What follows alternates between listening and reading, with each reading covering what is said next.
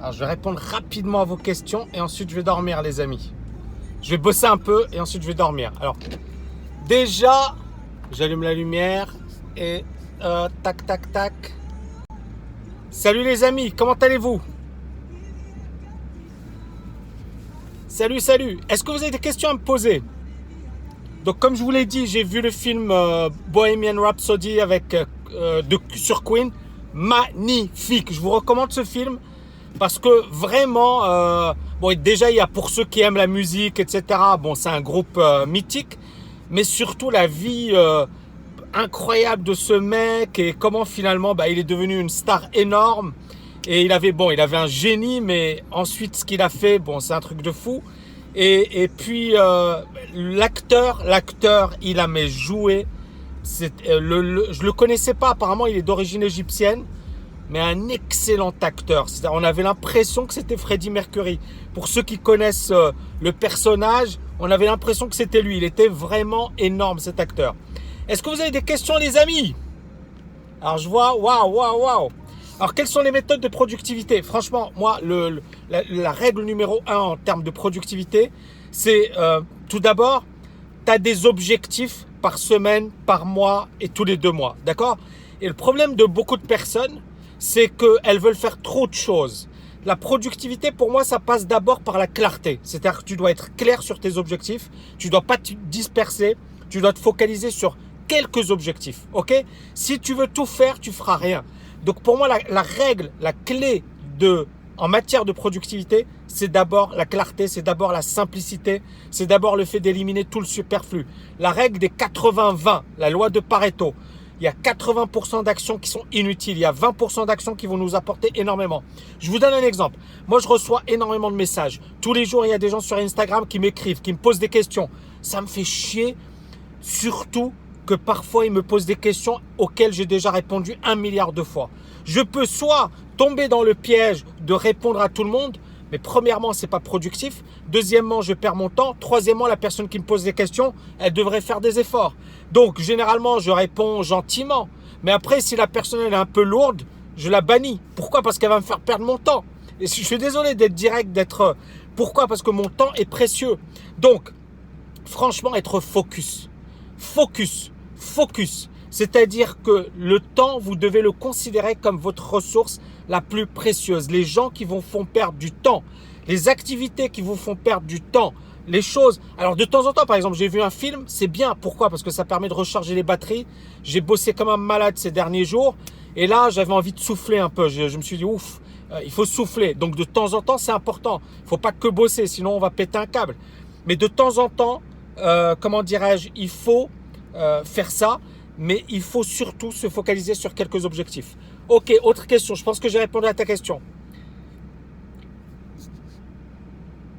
Alors, qu'est-ce que tu me recommandes de faire à Dubaï? J'arrive le 14 pour le séminaire.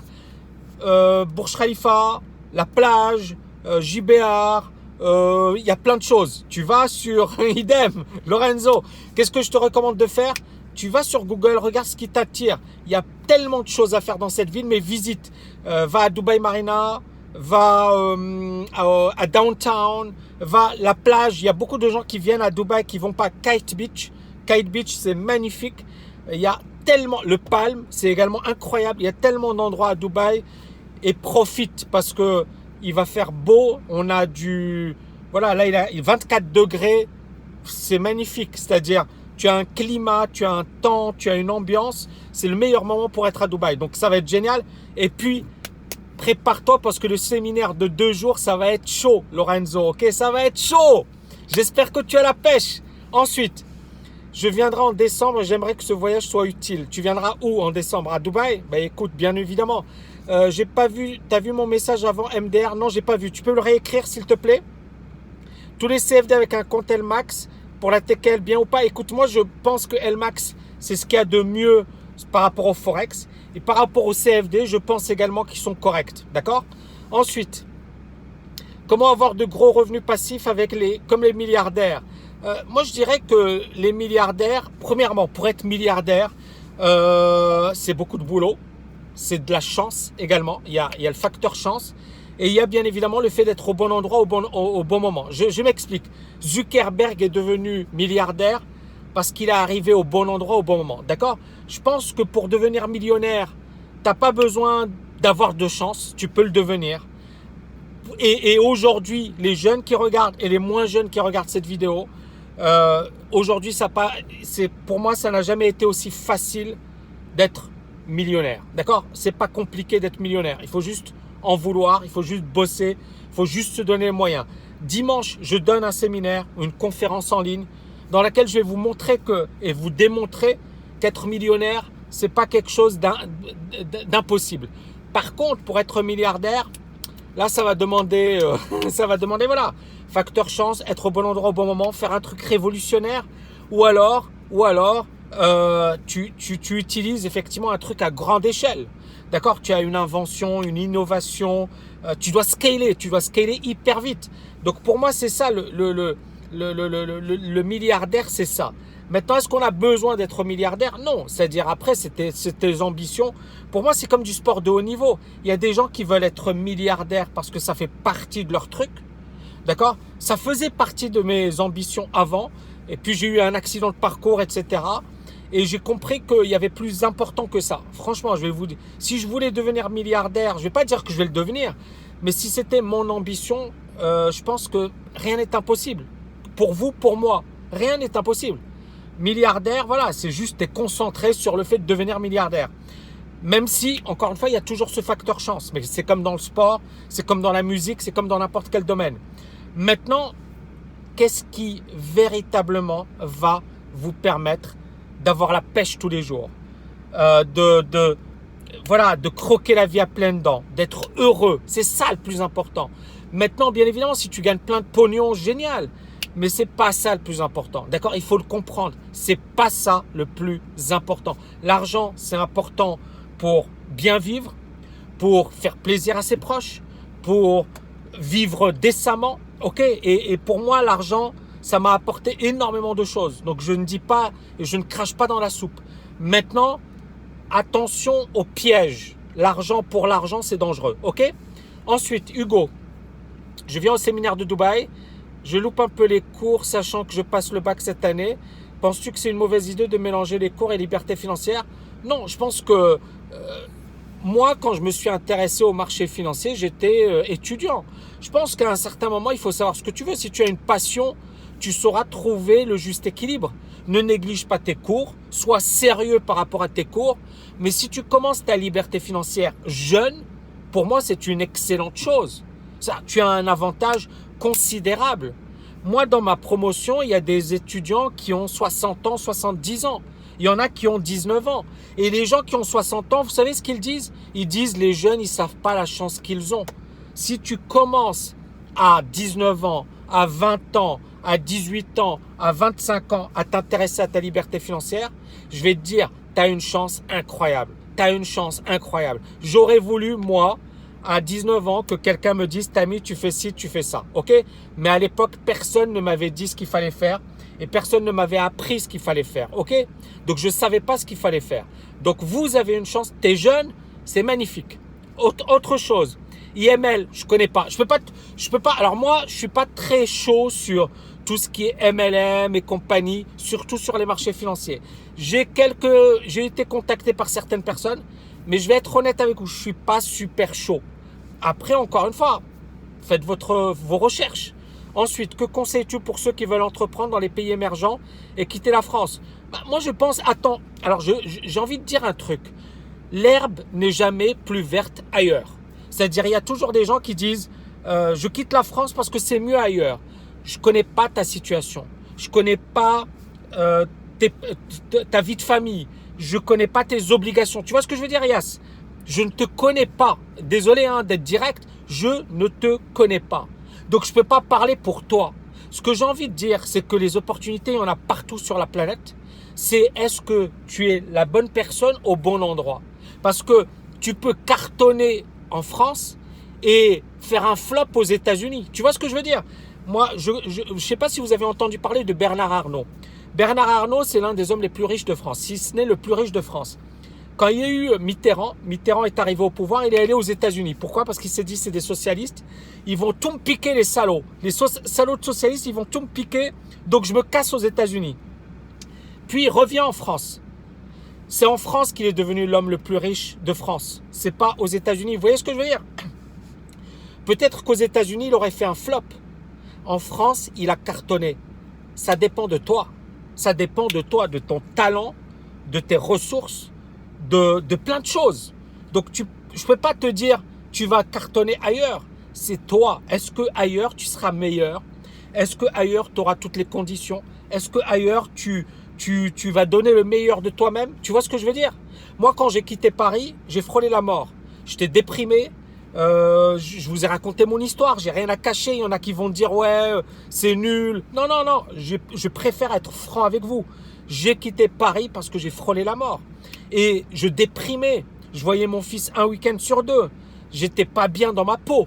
Quand j'ai quitté la France, je me suis mais vraiment révélé. Ça a été pour moi le meilleur choix.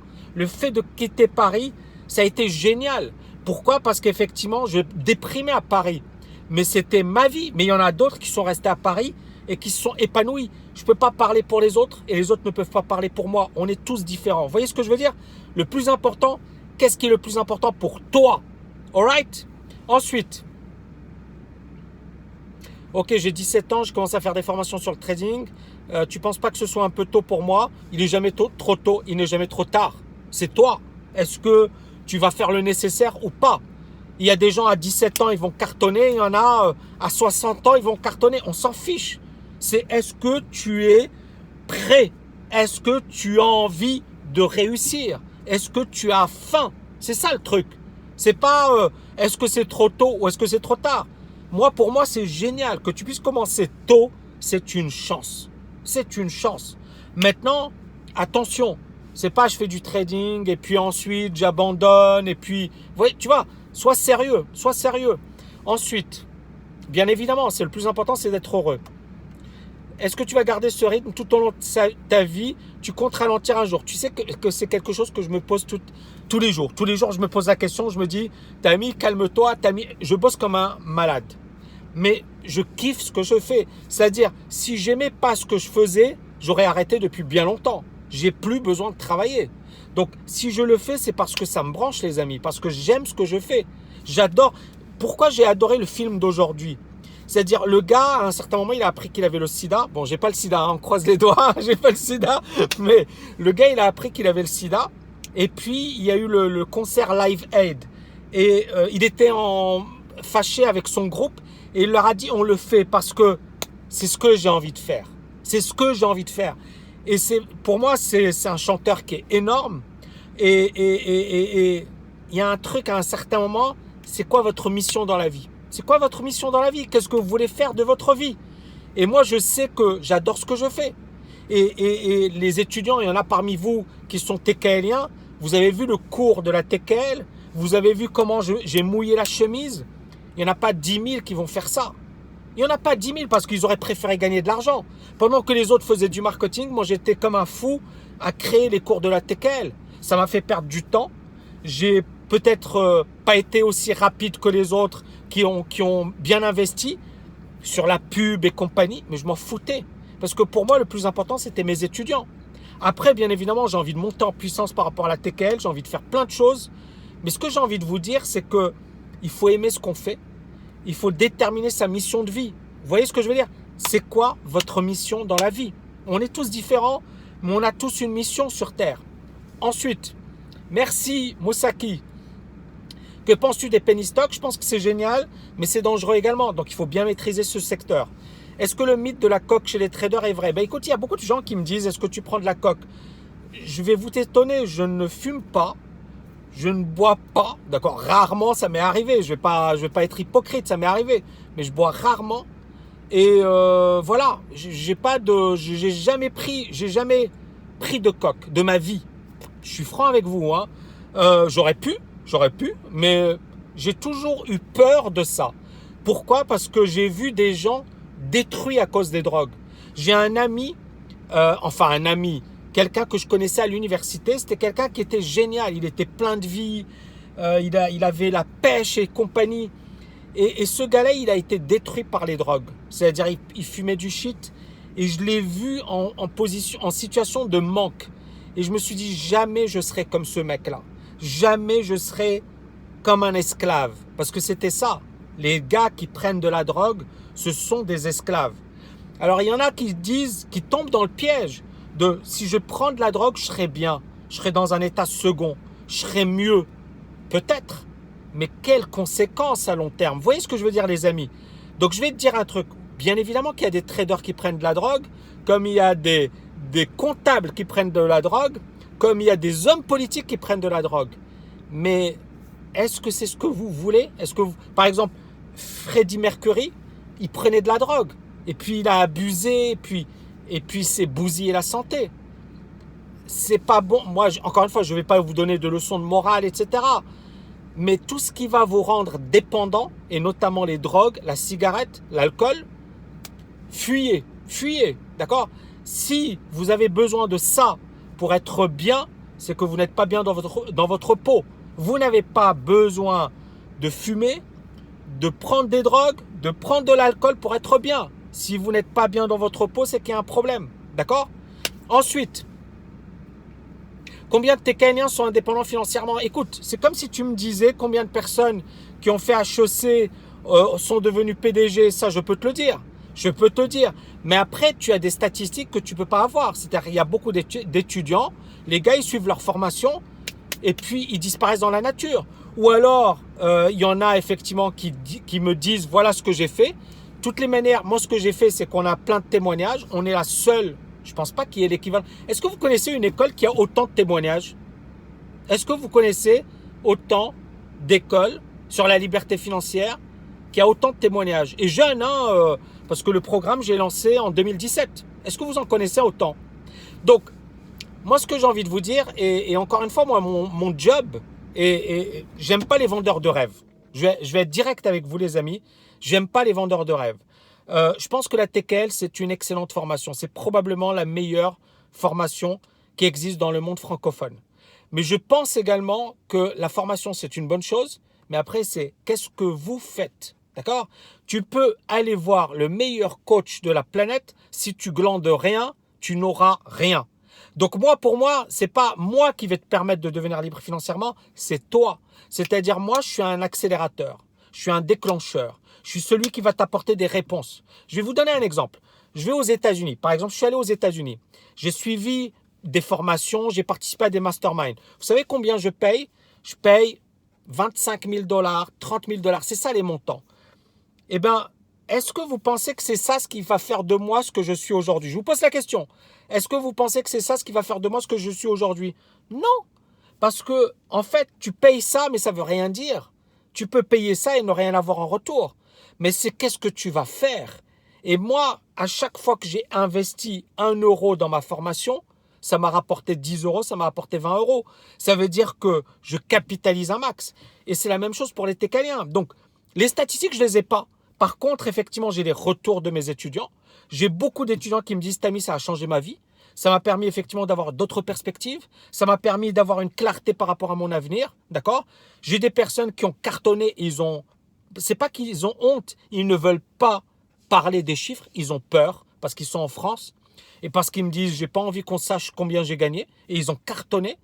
Il y a par exemple un étudiant, il a fait 500% sur la baisse. Et il m'a dit « Tammy, si je le dis, mes collègues, ils vont mal le prendre. » Tu vois ce que je veux dire?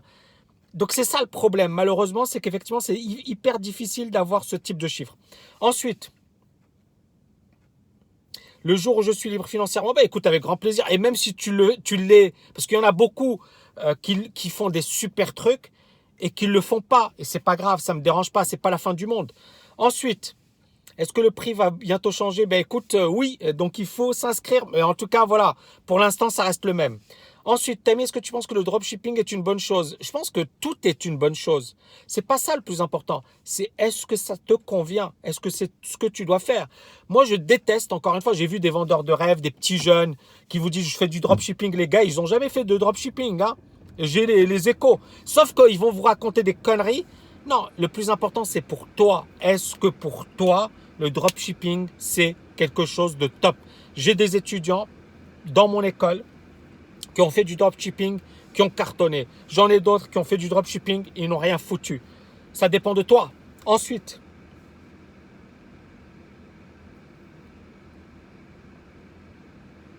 ok, est-ce que dans LFA, tu enseignes également comment investir dans l'économie réelle, startup, IPO, ICO? Écoute, j'en enseigne pas ça, mais on peut le développer bien évidemment. Mais je pense que ce que tu as dans TKL LFA, ça te suffit amplement. Après, tu peux chercher des informations. C'est-à-dire, LFA, c'est déjà énorme. Si tu suis ce programme, ça va changer ta vie. Après, le plus important, c'est quoi? Je vais pas tout te mettre. C'est pas le but. Le but, c'est que tu changes, que tu deviennes une autre personne. Parce que une fois que ton mindset a changé, une fois que tu as les bonnes stratégies, une fois que tu sais ce qu'il faut mettre en place, je vais te dire, moi j'investis dans l'économie réelle. L'économie réelle, c'est-à-dire dans des business. D'accord? Et ces business me rapportent des dizaines de milliers d'euros tous les mois. D'accord? Donc je le fais. C'est pas je dis, c'est je le fais concrètement. Et donc, oui, c'est génial. Mais après, c'est pas pour quelqu'un qui débute. Il faut avoir du pognon. Parce qu'il faut connaître les gars, il faut accepter de prendre des risques. C'est pas fait pour tout le monde. D'accord? C'est pas un type d'investissement qui est fait pour tout le monde. Ensuite, TKL Séminaire à Casa. Pourquoi pas? On me l'a proposé. Mais encore une fois, l'année prochaine, j'essaierai de faire pas mal de choses. D'accord? Pour le moment, ça va être compliqué. Mais l'année prochaine, j'essaierai de faire pas mal de choses. Comment se déroulent les séances de coaching? Écoute, c'est tout simplement du coaching au sens où j'essaie de voir la situation de mon étudiant et j'essaie de lui donner le max d'apport. Que ce soit sur le plan de la motivation, productivité, est-ce qu'il a des questions pointues, des questions techniques? Grosso modo, c'est ça un coaching. C'est vous faire avancer. C'est au lieu de passer 10 ans à rechercher l'information, c'est je vais te donner l'information rapidement. C'est ça le but. Ensuite, est-ce que tu comptes sortir d'autres gros programmes après Master TKL et LFA? Écoute, c'est les deux plus gros programmes qui existent dans le monde francophone sur le trading et sur la liberté financière. Il n'y a pas d'équivalent. Ou alors, voilà, il n'y a pas d'équivalent. Donc, moi, j'ai envie de vous dire un truc. Laissez Tammy se reposer un peu. Laissez Tammy. Non, mais bon, voilà, c'est déjà d'énormes programmes. Après, je vais probablement lancer quelques formations à droite, à gauche, donner des séminaires. Mais LFA, ça m'a demandé plus d'une année de travail, 7 jours sur 7. 7 jours sur 7. C'est 8500 diapositives, 170 heures de cours de vidéo. C'est énorme. C'est un ovni. Quand j'en parle aux États-Unis, les Américains ils me disent c'est un truc de fou ton truc. D'accord? Ils n'arrivent même pas à l'imaginer. C'est un truc de dingue, les amis. Donc, je pense que 2018, on est bientôt fini. 2019, pas de gros programmes en perspective parce qu'on a déjà, voilà, ce qui se fait de mieux. Hein. Si vous trouvez mieux, je l'ai dit publiquement, je vous rembourse. Vous trouvez mieux que LFA, je vous rembourse. Il n'y a pas d'équivalent. D'accord? Il n'y a pas d'équivalent parce que personne ne va bosser autant que moi. Je suis un énorme bosseur. Donc les gens, ils vont pas avoir ce rythme, cette folie. Parce qu'il faut être fou pour avoir pondu LFA. Hein. Il faut être fou. Faut pas compter ses heures. Il faut être hyper généreux. Il faut avoir une capacité de travail démentielle. D'accord? Et c'est mon cas. Je suis un énorme travailleur. Maintenant, voilà, moi je pense que 2019, il y a la sortie du bouquin. Je vais donner beaucoup de séminaires, beaucoup de conférences, etc. Ça va être consacré à ça. Ensuite,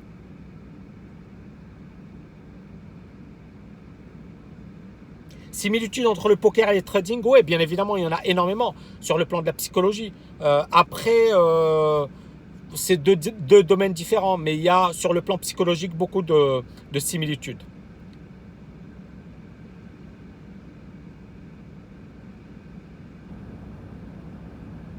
Quand viendras-tu à Paris? Écoute, j'espère en 2019.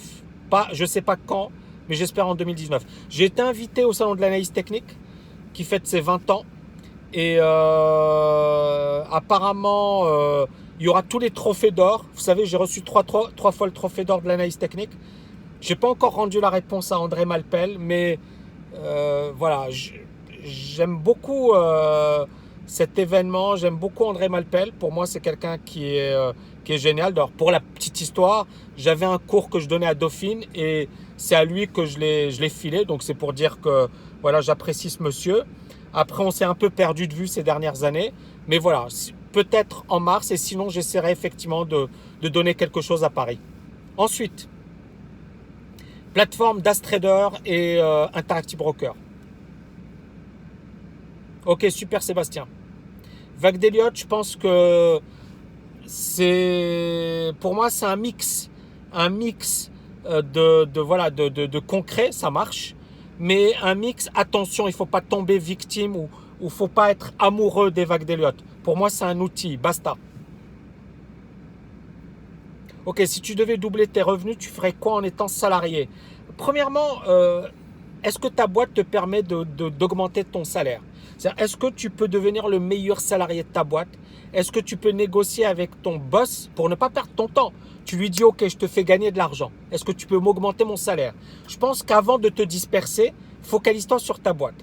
Maintenant, si c'est pas possible, si au niveau de ta boîte, ton management est nul, ton patron est nul, ou du moins ça va pas bien se passer, développe une activité en parallèle, d'accord? Soit un business, soit du trading, soit tu effectivement exerces une activité qui te permettra de gagner de l'argent, d'accord? Donc il y a plusieurs possibilités encore une fois pour doubler tes revenus, d'accord? 1, au sein de l'entreprise. 2, tu développes une activité en parallèle. Et 3, bien évidemment, trading. Ensuite, combien je gagne par mois, ça dépend. On est bien d'accord qu'on parle à une audience francophone. On est bien d'accord que dès qu'on parle de fric, ça devient, mais ça dépasse les 6 chiffres. Voilà.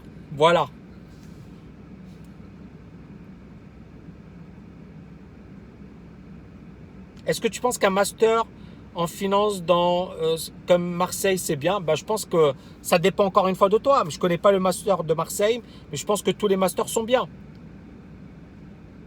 Je ne traite pas les options parce que j'ai pas le temps, mais c'est intéressant. J'ai des amis qui tradent et qui sont super contents de trader les options. Donc oui. Est-ce que tu penses que le dirham marocain verra une hyperinflation? Merci Tami. Écoute, ça dépend de pas mal de choses. Je ne vais pas te dire oui, non. L'hyperinflation, ça veut dire quoi?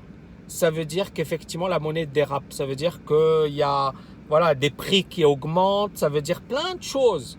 Je pense pas que ce soit le cas pour l'économie marocaine.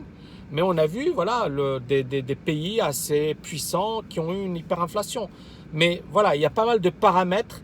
Quand tu as hyperinflation, ça veut dire que ça part en couille. Grosso modo, c'est ça. Ça part en couille. On croise les doigts et j'espère que ce ne sera pas le cas. Ensuite, oui, j'ai fait le lycée Lyoté. On se voit au séminaire. Excellent Mac, super. Est-ce que je fais toujours la remise de diplôme? Oui. L'immobilier quand on est salarié, je pense que c'est bien. Mais tu peux effectivement faire également de la bourse. Pourquoi je te dis ça? Parce qu'effectivement, beaucoup de gens se braquent, se disent l'immobilier, c'est ce qu'il y a et c'est la seule manière de devenir libre financièrement. C'est faux. Si tu veux un moyen facile de devenir libre financièrement, c'est la bourse. Si tu as du temps, si tu aimes l'immobilier, génial. En fait, les deux, pour moi, sont complémentaires. Moi, je suis dans l'immobilier et dans la bourse. Donc, les deux sont complémentaires. C'est deux dimensions différentes. Ensuite,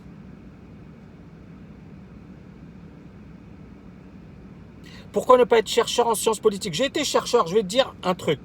Les chercheurs, il y a chercheurs et chercheurs. Tu as des chercheurs, ils cherchent toute leur vie. Non, j'ai fait des recherches. Et je vais te dire, le monde universitaire, il n'est pas génial. D'accord? Il y a des gens qui sont bien, qui sont excellents. Et il y a des gens qui sont petits dans le monde universitaire. Donc, je ne vais pas donner de nom. Je vais pas, mais je pense que j'apporte beaucoup plus de valeur qu'un chercheur qui est dans son coin, qui se prend pour un génie. Je pense que j'aide beaucoup plus de personnes. Vrai ou faux? Il y en a plein qui me disent, Tami, j'aurais voulu avoir un prof comme toi à la fac. Vrai ou faux?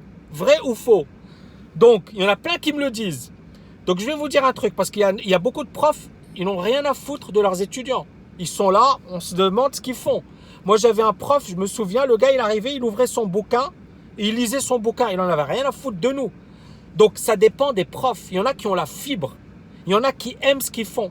Il y en a, ils sont là, ils veulent leur salaire, et puis, ils n'en ont rien à faire des autres. Donc, ça dépend. OK? On est d'accord, Hugo. Voilà, mes profs à la fac font acte de présence. Ils vont même pas nouer un contact avec vous. Ils vont même pas essayer de vous aider. En fait, c'est bon, c'est un job et on sent bien que ça les fait chier.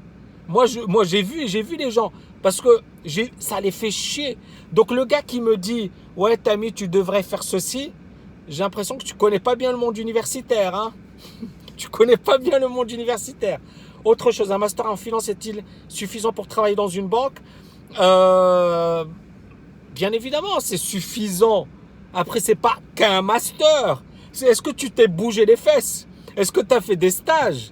Est-ce que tu as appris des choses? Est-ce que tu as lu des bouquins? Est-ce que tu t'es différencié? Ne me dis pas, voyez encore une fois les amis, est-ce qu'un master est suffisant? Non, rien n'est suffisant. Tu dois être le meilleur. Le meilleur, ça veut dire tu dois te donner à fond. C'est pas un diplôme, c'est qu'est-ce que je fais après le diplôme. Moi, quand j'ai fait un magistère banque finance, c'était génial, c'est super sélectif. Mais vous pensez que je me suis reposé sur mes lauriers? J'envoyais des CV, je voyais mes potes, ils avaient tous des parents qui bossaient dans la finance. Moi, c'était pas mon cas. D'accord? Donc, j'avais pas de piston, j'avais pas les mêmes appuis que les autres. Et donc, à un certain moment, je me suis dit, si tu veux réussir, tu dois être meilleur que les autres. Et donc, j'ai lu, je me suis formé, j'ai appris, j'ai fait des recherches en analyse technique. Et je peux vous dire que quand j'allais dans des entretiens, j'étais le mieux préparé. J'étais celui qui connaissait le mieux son domaine. Ça ne veut pas dire que j'avais le poste, mais j'étais le mieux préparé. Et un jour, j'ai eu une opportunité. Et bingo, j'étais la bonne personne au bon moment, au bon endroit. Vous voyez ce que je veux dire? J'étais préparé. Donc, c'est le même conseil que j'ai envie de te donner. Si tu me dis, Tammy, un master, ça suffit, je vais te dire, non, ça ne suffit pas. Mais ça peut te suffire pour travailler dans la finance. Mais est-ce que c'est ça ton ambition? Ou est-ce que tu veux être au top? OK? Ensuite, oui.